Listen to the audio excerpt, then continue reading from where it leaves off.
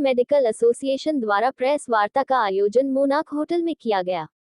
IMA के पूर्व प्रदेश अध्यक्ष ने कहा, लगातार डॉक्टरों के साथ हिंसा, मारपीट, महिला डॉक्टरों के साथ अभद्रता को लेकर पूरे भारत में आईएमए के डॉक्टर काली पट्टी बांधकर विरोध दिवस के रूप में मनाएंगे।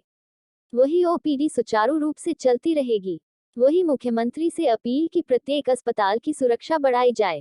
दोषियों के खिलाफ फास्ट ट्रैक में सुनवाई कर उनको कड़ी से कड़ी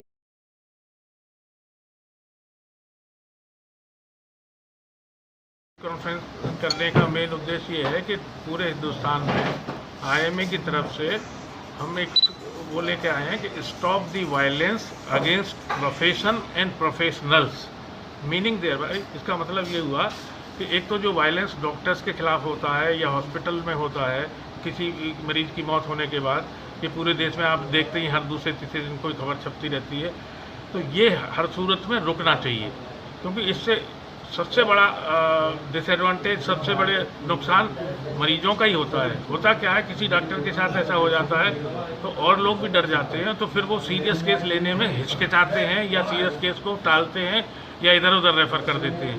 तो उस चक्कर में शुरू के जो 1-2 घंटे बहुत प्रेशियस होते हैं मरीज को ठीक करने के लिए, वो और ज़ाया हो जाते हैं और मरीज के बचने के चांसेस थोड़े से और कम हो जाते हैं। नंबर 1। नंबर 2, अगर कोई डॉक्टर से गलती हुई भी है मान लो, तो उसका तो फिर वो बहुत सा कानूनी कार्रवाई हो सकती है। उसका इलाज ये कैसे भी मैं नहीं समझता हूँ है कि डॉक्टर को मारपीट कर दी या तोड़फोड़ कर दी।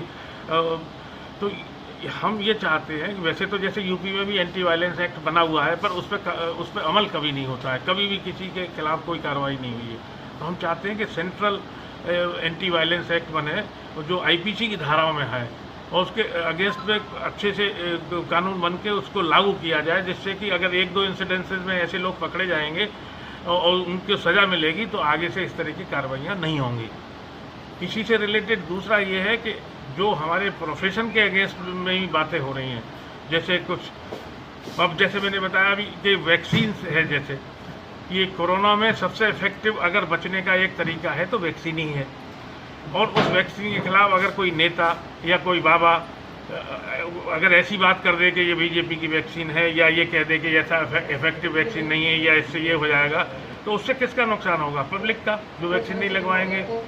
तो इस तरह की बात नहीं होनी चाहिए। या कोई ये कह दे कि साहब एलोपैथी कुछ नहीं कर रही है, एलोपैथी से और लोग मर रहे हैं, डॉक्टर अपने खुद को नहीं बचा पा रहे हैं, तो मरीज को कैसे बचाएंगे? तो ये एक सिस्टम का, ये एक मॉडर्न सिस्टम का जो एलोपैथी है, जिससे जो करोड़ों लोग जिससे इलाज कराते हैं, उसका नुकसान है।